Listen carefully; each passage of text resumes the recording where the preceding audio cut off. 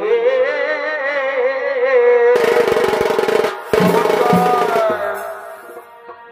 আমি ভাবি ভাবি নাই জানি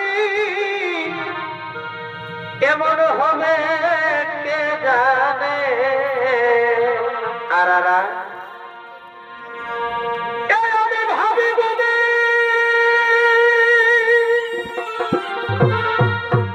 নাই জানি কেমন হবে কে জানে আমি বিহারপুর ছাড়িয়ে দিলি হে বন্ধু তোর কথা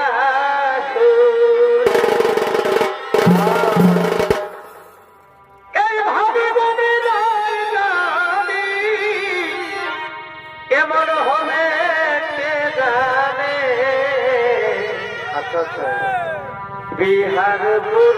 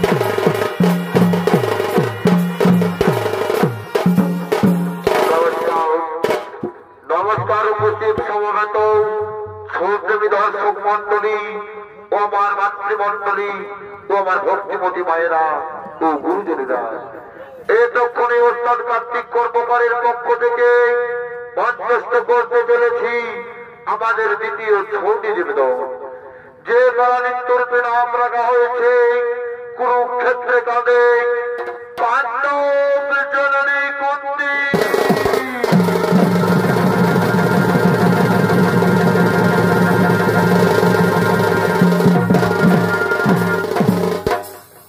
মাননীয় দর্শক মন্ডলী আপনার তো সকলেই মহাভারত দেখেছে, কেউ দেখেছেন টিভিতে, কেউ দেখেছেন ইউটিউবে, কেউ দেখেছেন সিরিয়ালে।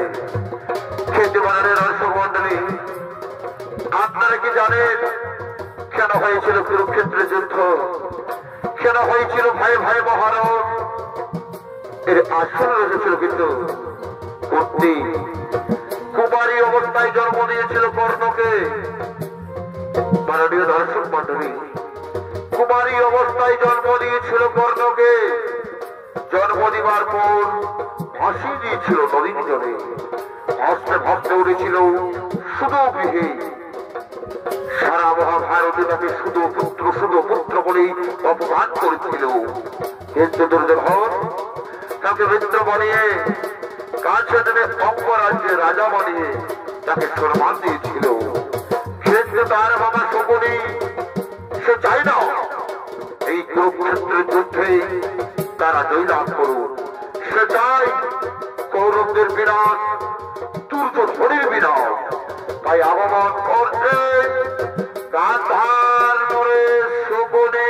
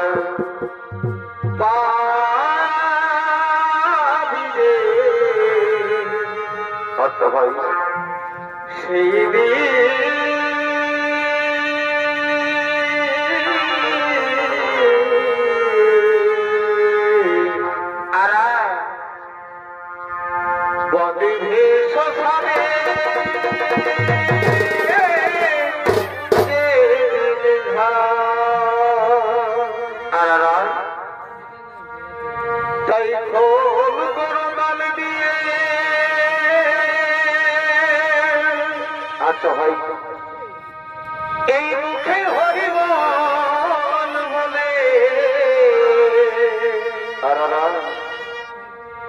খোল করতাল দিয়ে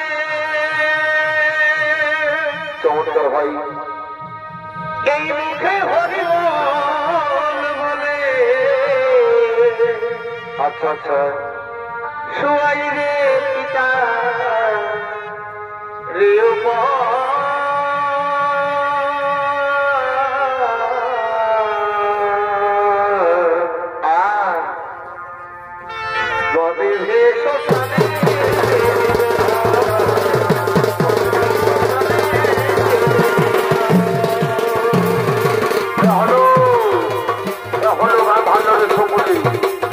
শকুনের ভূমিকায় নৃত্য অভিনয় করে দেখাবে নৃত্যশিল্পী মঙ্গল মাহাতো।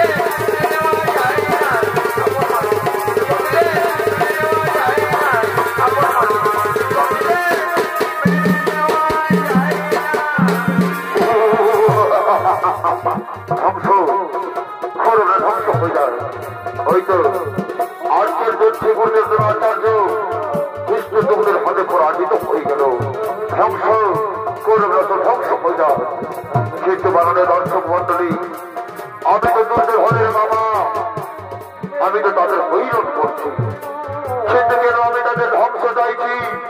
এর আসল কাহিনীকে আপনারা শুনতে চান? এই করুণ কাহিনীকে আপনারা শুনতে চান? মাননীয় দর্শক মন্ডলী, না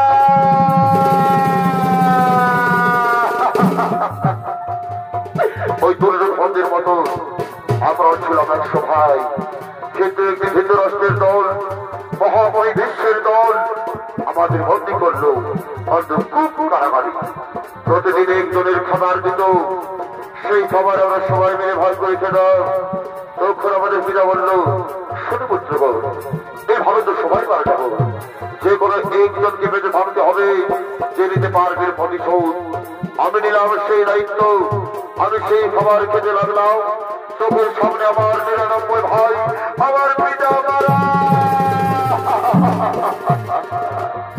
আমি চোখের জল মুছে নিলাম, সেই পিতা রক্ত দিয়ে তৈরি করলাম আমি পাশা।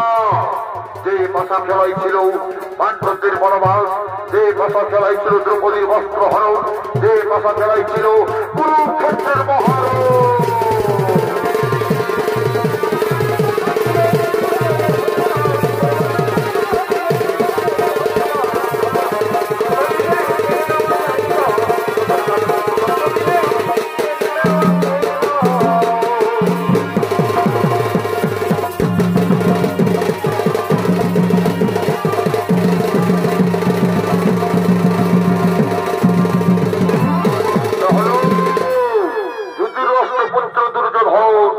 আর এই দুর্যোধনের ভূমিকায় সৌনিত্য অভিনয় করে দেখাবেন বুলেট চন্দ্র মাহাতো।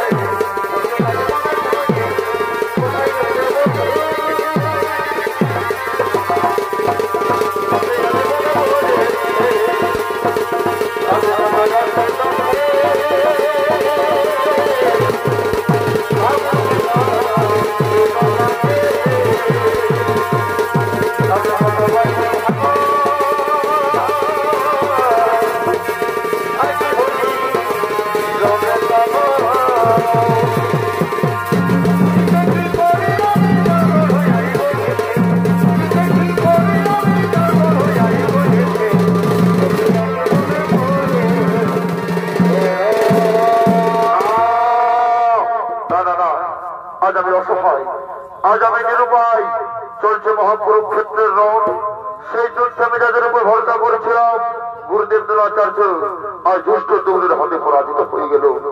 তবে আমি কুরুক্ষেত্রে যুদ্ধে জয় লাভ করতে পারবো না। তাই তো কে হবে আগামীকাল আমাদের সেনাপতি? শোনো দাদা, আমরা বলছিলাম কি আগামীকাল সেনাপতি হবে আমাদের ভাই দুঃশাসন। ভাই দুঃশাসন নয়, মনে রেখো আগামীকাল সেনাপতি হবে যদি অর্জুন বেড়ে থাকে তাহলে আমরা বিরাট করতে পারবো না। সেনাপতি হবে আমাদের নবরেশ করলো। চমৎকার চমৎকার চমৎকার।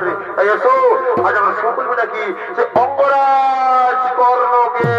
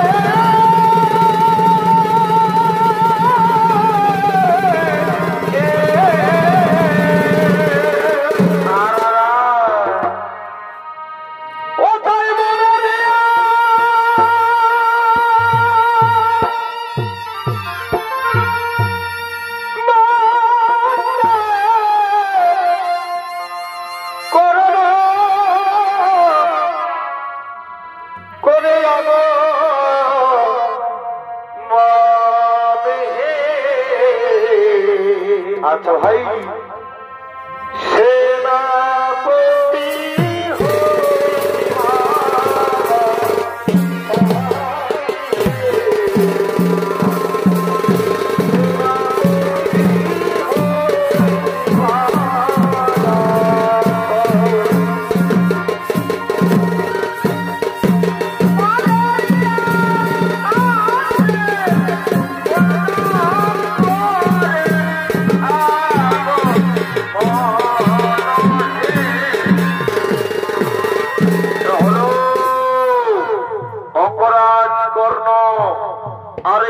ভূমিকায় যিনি আপনাদের আলোকমালা সুসজ্জিত মহাঞ্চল মঞ্চে ছৌ নৃত্য অভিনয় করে দেখাবেন।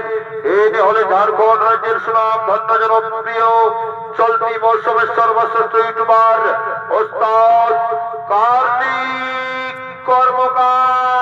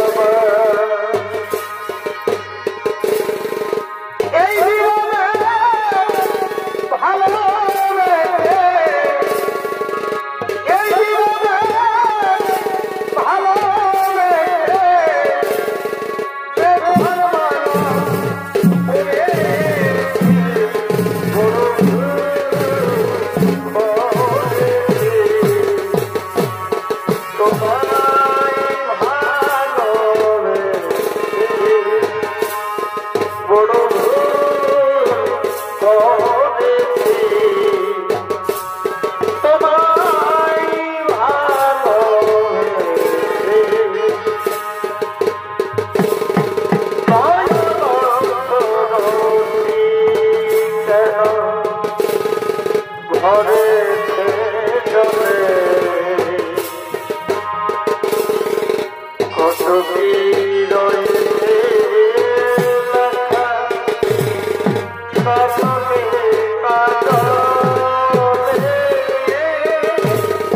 নয়ন ভরতি কেন ভরেছে জলে কত কি রয়েছে লেখা কাজলে কাজলে নয়ন ভরতি কেন প্রেমার কলি তুমি দাও ভালো রে প্রেমার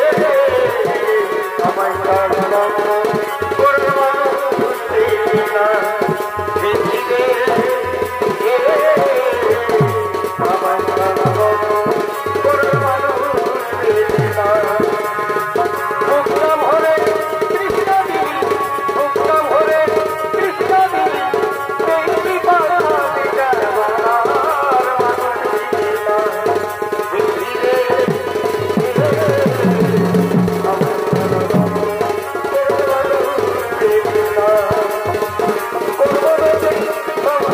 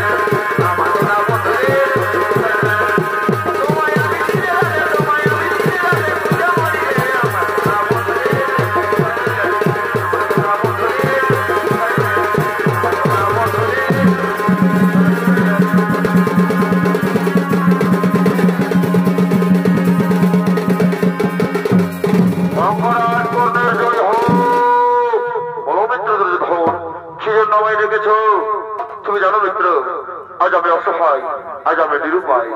চলছে মহাকুরুক্ষেত্রের রণ। সেই যুদ্ধে আমি যাদের উপর ভরসা করেছিলাম গুরুদেব দ্রোণাচার্য, আজ দুষ্ট তোমাদের হাতে পরাজিত হয়ে গেল।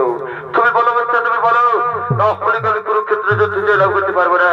তাই আমি ঠিক করেছি আগামীকাল সেনাপতি হবে আমার প্রেমিত্র মহারাজ কর্ণ। চমৎকার চমৎকার চমৎকার বন্ধু, আমি তোমার ঋণ কখনো শোধ করতে পারবো না বন্ধু। আমি তোমায় কথা দিলাম বন্ধু, ওই অর্জুনের মস্তকে নিয়ে আমি তোমার পদ তলে ফেলে দেব।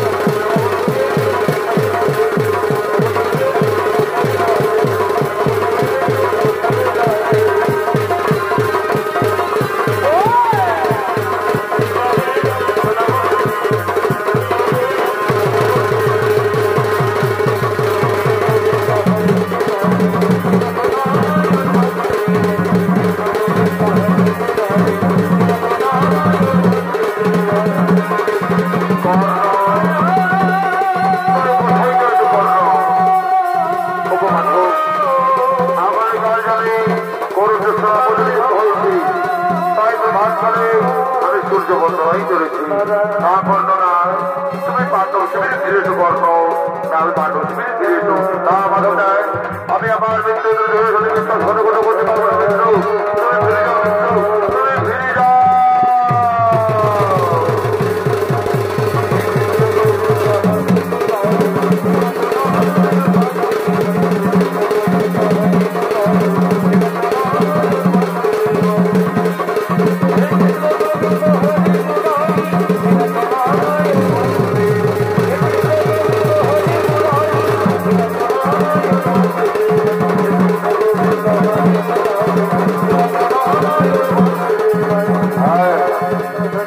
আমি করবো সূর্য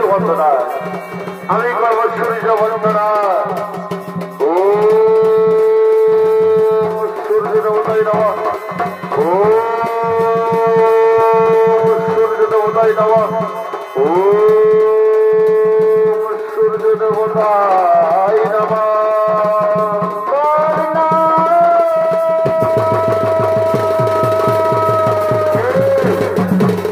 কে কর্ণ কর্ণ বলে ডাকে, সেটাকে আমাকে কর্ণ কর্ণ বলে এই নাম কতদিন পর শুনেছি। সে মানে তুমি, সে তুমি জানি যদি তোমার কোনো বিপদ হয়ে থাকে একবার তুমি আমার সামনে এসো, একবার তুমি আমার সামনে এসে দেখা দাও। পুত্র, তুই কোথায় পুত্র? একটিবার আমায় দেখা দাও বাবা, একটিবার আমায় দেখা দে। এই অভাগিনী মাকে আর জ্বালা দিসনি বাবা। ছুটে আয় বাবা, ছুটে আয় আমার কাছে। ওরে পুত্র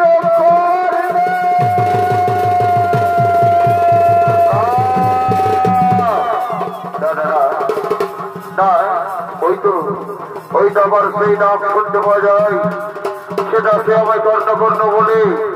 এই নামে আছে কত মায়া, কত মমতা, কত ভালোবাসায়। সে মানে তুমি একটিবার আমার সামনে এসে দেখা দাও মাথায়, একটিবার আমার সামনে এসে দেখা দাও।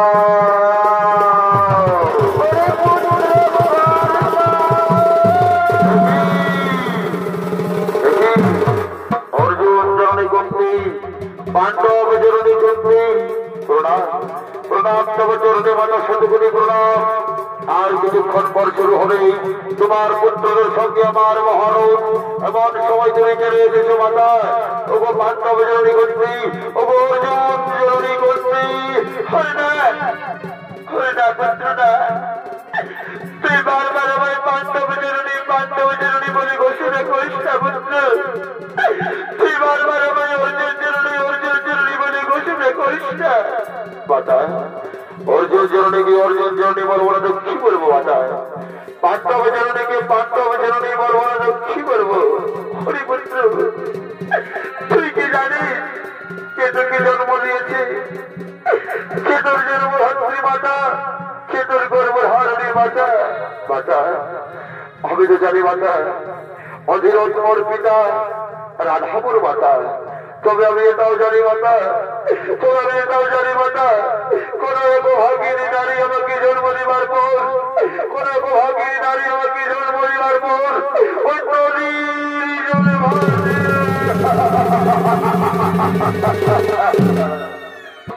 মাতা তুমি কি জানো মাতা, তুমি কি জানো কে সেই ভাগিনী মাতা, কে আমার জন্মহাত্রী, কে আমার গর্ভধারণী, তুমি কি জানো?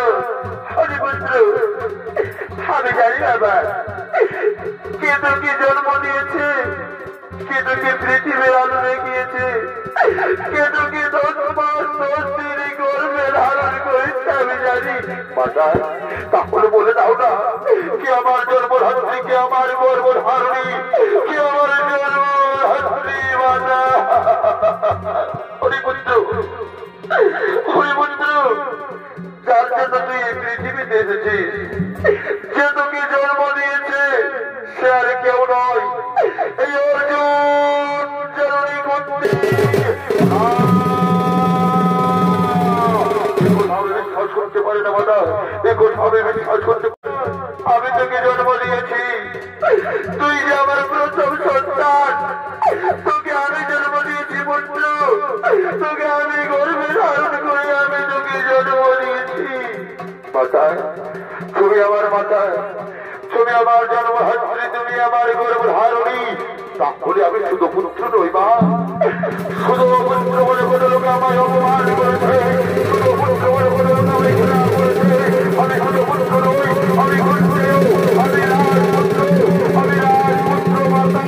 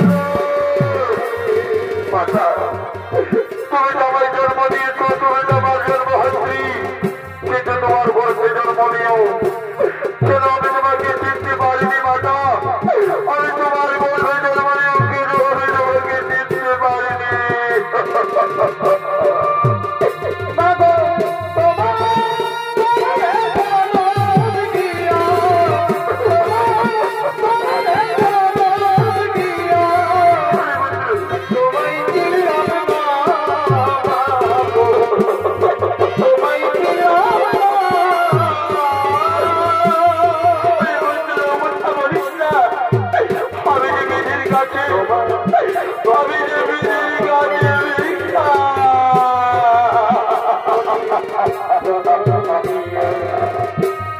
তোমায় দিলাম না মাগো, তোমায় দিলাম না। এই আমি বিধির কাছে চাইতে ভিক্ষা। আমি বিধির কাছে চাইতে ভিক্ষা।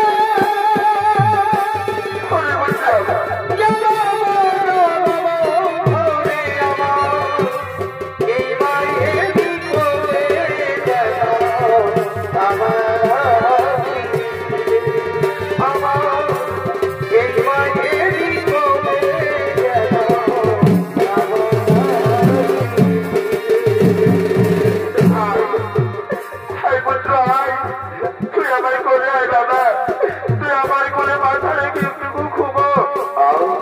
ভাইয়ের মতো যে আপন এই দুনিয়াতে কেউ নেই, ভাইয়ের মতো যে আপন এই ভব সংসারে কেউ নেই।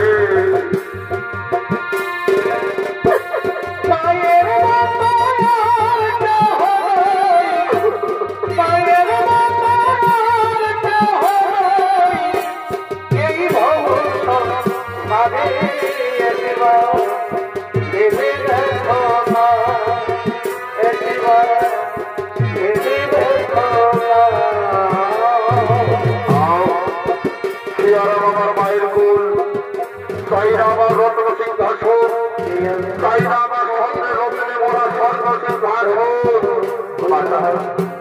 আজ আমি তোমায় একটি কথা বলবো মাথায়, কেন কেন তুমি আমাকে এতকাল তোমার মায়া মমতা থেকে ধরে রেখেছিলে? কেন তুমি তোমার পুত্র ছেলে থেকে আমাকে এতকাল বঞ্চিত করে রেখেছিলে মাতা? কেন আমাকে পুত্র ভ্রাতার ভালোবাসা থেকে দূরে সরিয়ে রেখেছিলে? আজ যে তোমায় বলতেই হবে মাতা, আজ যে তোমায় বলতেই হবে। হরিপুত্র, হরিপুত্র, তুই বিশ্বাস কর বাবা, আমি থেকে যতবার পুত্র পুত্র বলে ডাকতে গিয়েছি হস্তিনাপুরের দিকে, আমি থেকে যতবার পুত্র পুত্র বলে ডাকতে গিয়েছি হস্তিনাপুরের দরবারে, আমি ততবার তোকে দেখে মুখ ফিরিয়ে দিয়েছি, তোকে আমি পুত্র বলে ডাকতে পারিনি। হরিপুত্র, আজ তুই আমাকে জিজ্ঞাসা করছিস কেন তোকে আমি আমার ভালোবাসা থেকে দূরে সরিয়ে রেখেছিলাম, কেন তোকে আমার পুত্র ছেলে থেকে বঞ্চিত করে রেখেছিলাম? তাহলে শোন, আমি তোকে যখন জন্ম দিয়েছিলাম পুত্র, আমি যে কুমারী ছিলাম।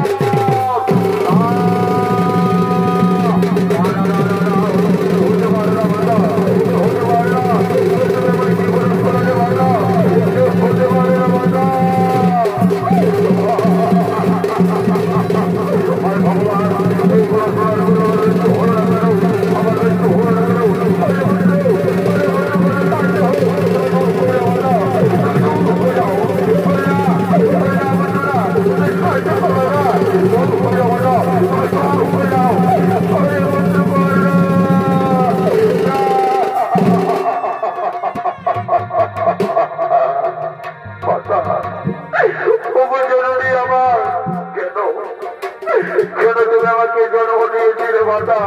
কেন কেন জন্মের পর তুমি আমাকে আমার গোলা টিপে মেরে ফেলনি মাতা? কেন আমার গোলা টিপে আমাকে মেরে ফেলনি? কেন কেন আমাকে জন্ম দিয়েছিলে মাতা? কেন কেন আমাকে গোলা টিপে মেরে ফেলনি মাতা?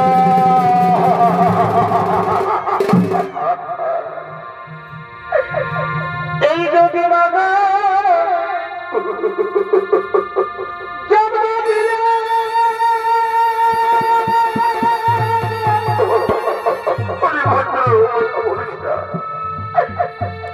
আমার গলা তুলে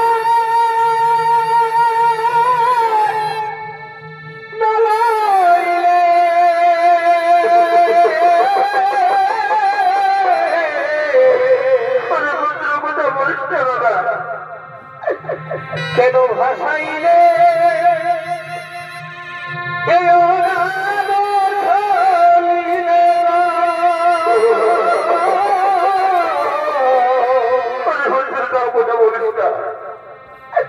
কেন ভাসাইলে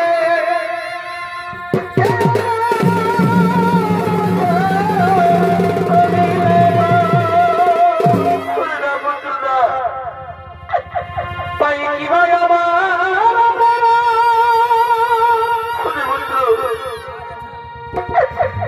আমি না পাইনি মাটি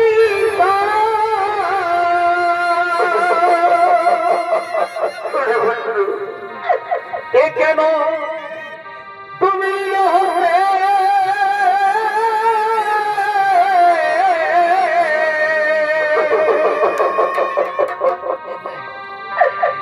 কেন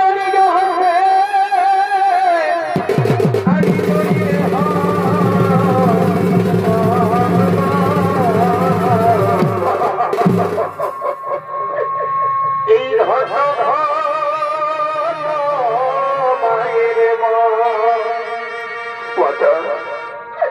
এ বাবা কেমন এই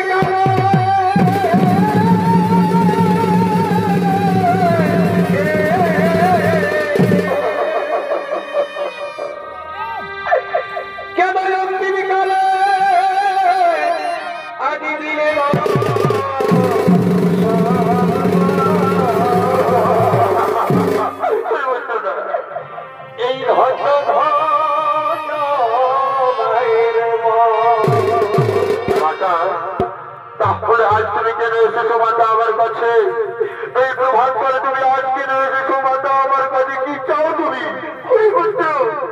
আজ আমি তোকে নিতে এসেছি বাবা, তুই আমার সাথে কাজ আমি যেমনি বেড়েছো আজ তোকে আমি নিতে এসেছি ব্যাপারটা না।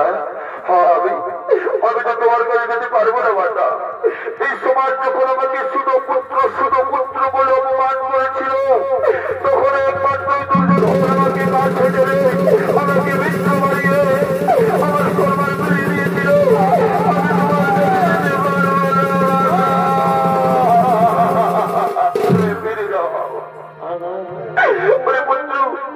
তুই আমার সাথে পাল্টে ফিরে চল না, তুমি ফিরে যাও মাতা, তুমি ফিরে যাও।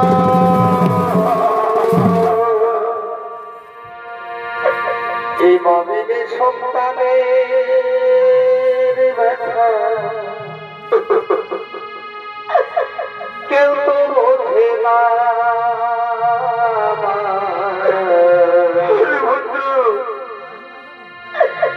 মমিনের সন্তানের ব্যথা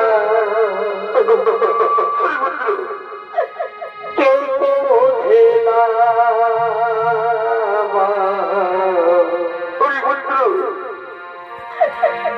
আমাকে ছেড়ে মানো তুমি চলে যেও না।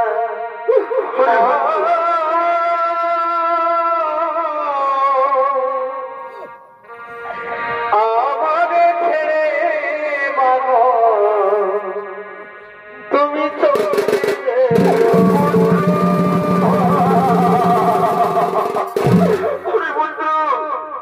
তুই আমার সাথে পাণ্ডব শিবিরে চল না, তোরা ভয়ে ভয়ে মহারণ করিস না পুত্র, তোরা আমার সাথে পাণ্ডব শিবিরে চল না পুত্র। না মাতা, তুমি ফিরে যাও না মাতা, তুমি ফিরে যাও না, আমি তোমার সাথে যেতে পারবো না মাতা, তুমি ফিরে যাও। এই মাকে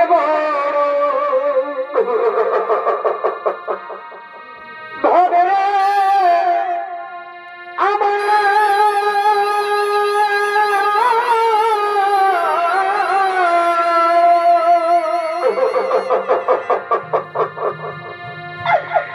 এই মাকে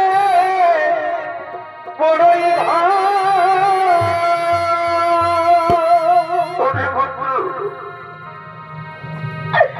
মায়বীর এই সংসারে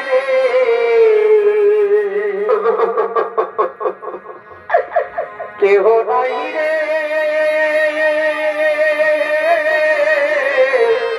আপন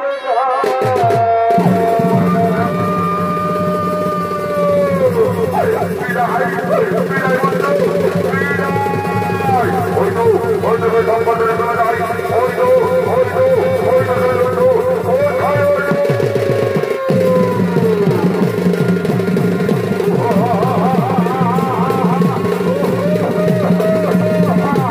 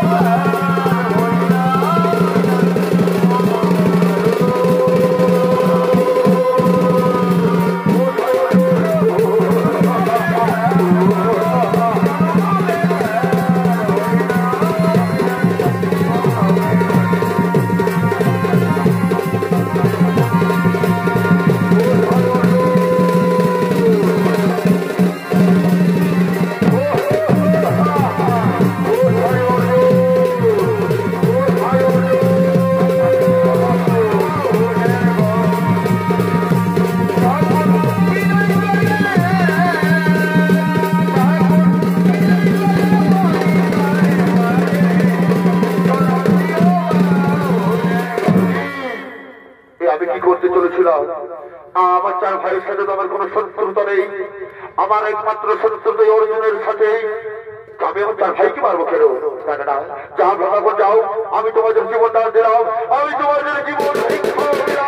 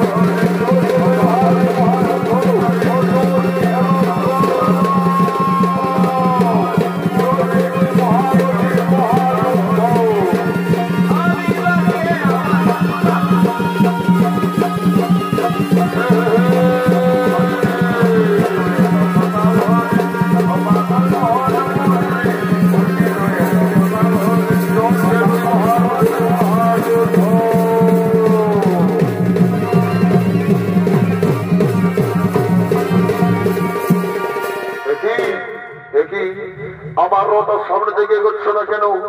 আমার রথ সামনে দিকে এগোচ্ছে না কেন? আমার রথের টাকা তো মাটির গর্তে পড়ে রয়েছে। অর্জুন দাঁড়াও, অর্জুন দাঁড়াও, আমি তোমার সঙ্গে কিছুক্ষণ পরে রণ করবো। দেখছো না আমার রথের টাকা মাটির গর্তে কিভাবে পড়ে রয়েছে?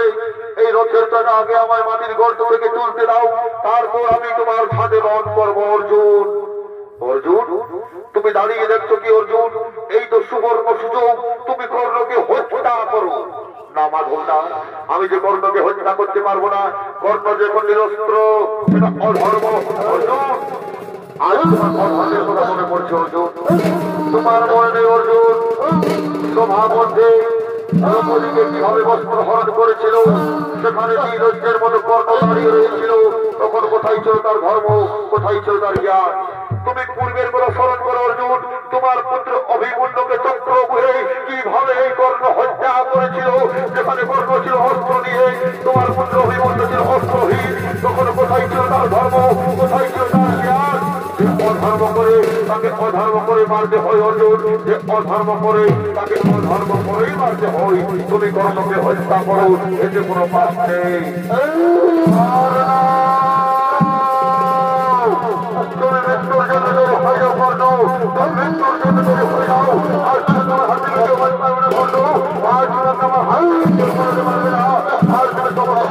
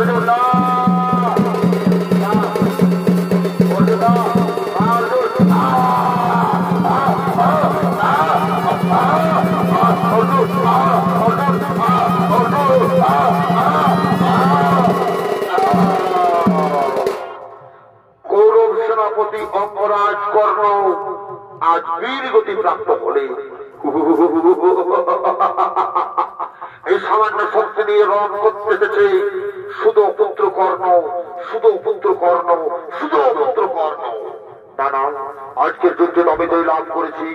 এই আনন্দের খবরটি আমার চার ভাই ও মাতার কাছে পৌঁছে দিতে হবে। মাতা, তুমি কোথায় মাতা?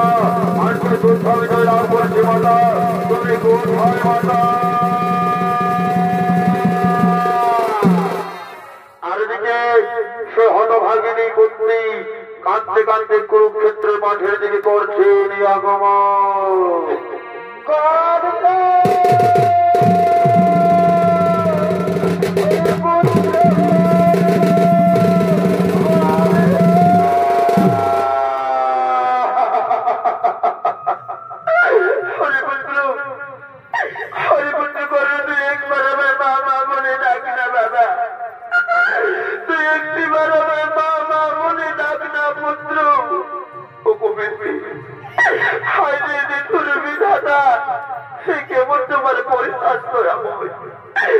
এতদিন পর আমার পুত্রকে আমার কাছে ফিরিয়ে দিও।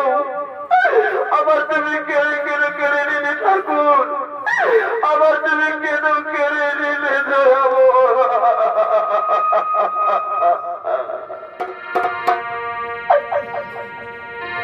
ধীরে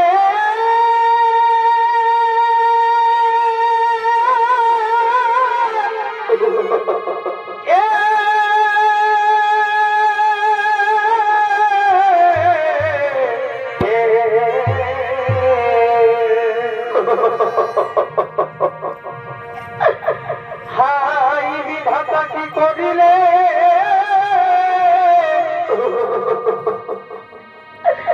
আদি কেন হেন দুঃখ দিলে আমায় মর দিলে কেন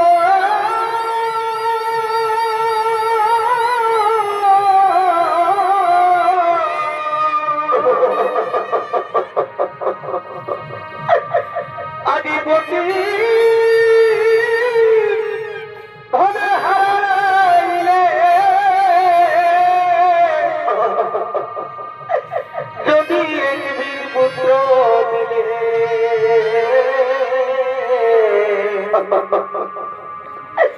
সেহ বিধি ছেড়ে দিলে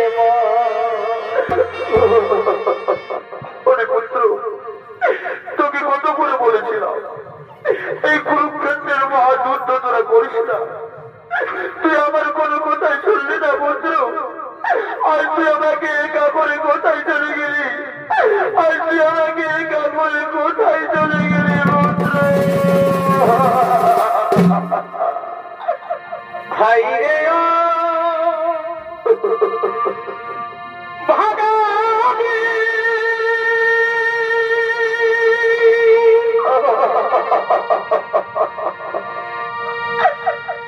আজ মায়ের কান্না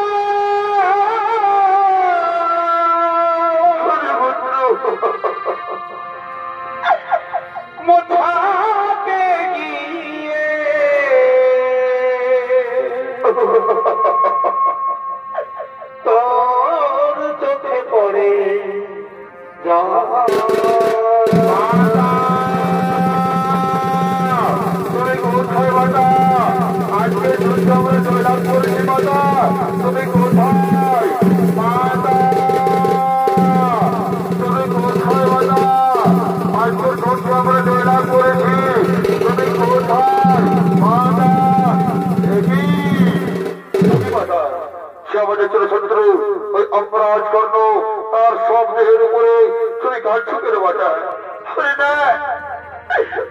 পুত্র, এই শুধু পুত্র নয়, তোদের চির শত্রুও নয়, এ হল আমার জ্যেষ্ঠ সন্তান, তোদের জ্যেষ্ঠ ভ্রাতায় অঙ্গরা।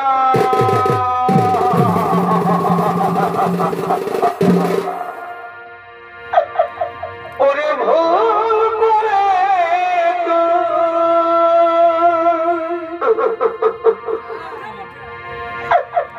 এই মহাযুদ্ধে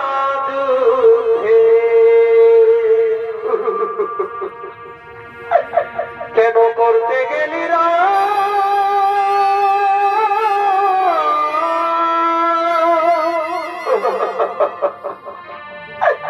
কেন ভাই ভাই করলি যুদ্ধ?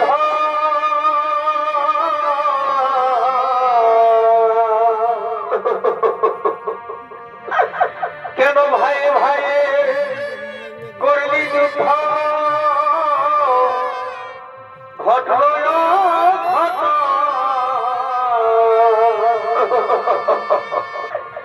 ওরে ভুল করে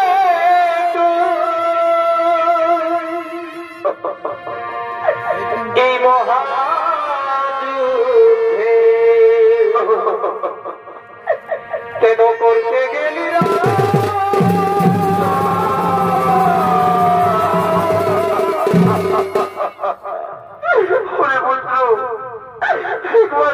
বাবা বলি না কেন কেন তোরা ভাই ভাই মহাযুদ্ধ করতে গেলি বাবা?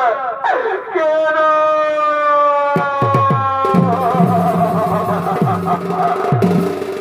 এ বাবা চোখের জলমুখ ভাসাইলে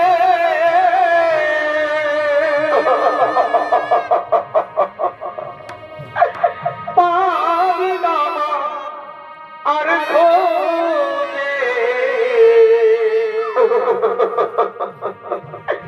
আপন যারে ভাবলি বাবা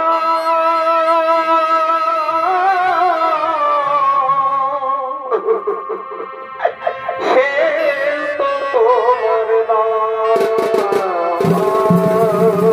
মাতা, ভগো মাতা, এই অপরাধ করলো যে আমাদের জ্যেষ্ঠ ভ্রাতা তুমি আগে কেন বলবে? তুমি যদি আগে বলতে তাহলে আমরা এই মহাকুরুক্ষেত্রে যুদ্ধ করতাম না, ছেড়ে দিতাম হস্তিনাপুরের সিংহাসন, ছেড়ে দিতাম ইন্দ্রপ্রস্থ। মাতা, আমি ধর্ম যুধিষ্ঠির বলছি মাতা, আমি যদি সবাই ধর্মের মধ্যে চলে থাকি তাহলে যে পুত্র হয়ে তোমাকে অভিশাপ দিলাম যে কোনদিন নারী নদী তারা গোপন কথা গোপন করে রাখতে পারবে না।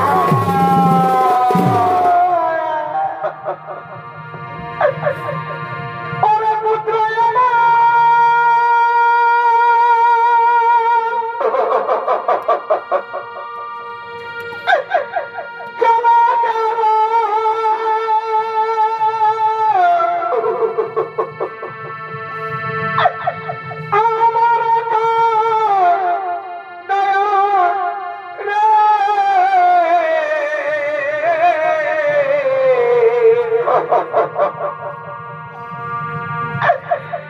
এই বিধি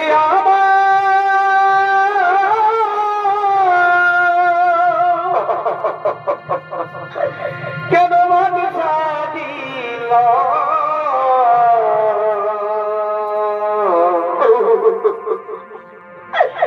করে দিও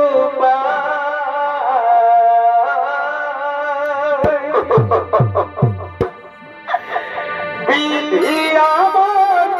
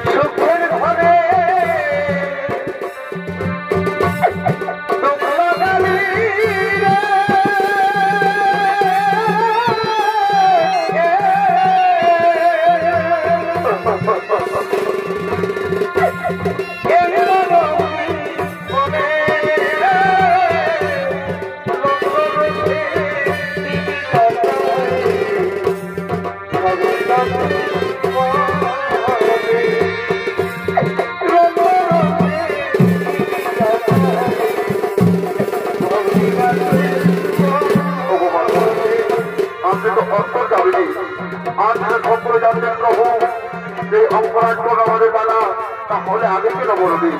আপনি আগে বলবে তাহলে কুরুক্ষেত্রে যুদ্ধ আমরা করতাম না। শোনো অর্জুন, আমি তোমাকে বিশ্বরূপ দর্শন করিয়েছিলাম, তখন তো বলেছিলাম এই যুদ্ধে অনেক আপন স্বজনের হারাতে হবে। এই কর্মই ছিল তোমার হচ্ছে আপন স্বজন। অর্জুন, বস্ত্র যেমন পুরানো হয়ে গেলে তাকে চান করে নবীন বস্ত্র ধারণ করতে হয়। বিধাতার লেখানি অধিক পরিহার কোনদিন খণ্ডন করে যায় না। তাই চলো অর্জুন, আমরা সুধানখানি করিব কমল, ওই পুরানো বস্ত্র ত্যাগ করে নবীন বস্ত্র ধারণ করবে। চলো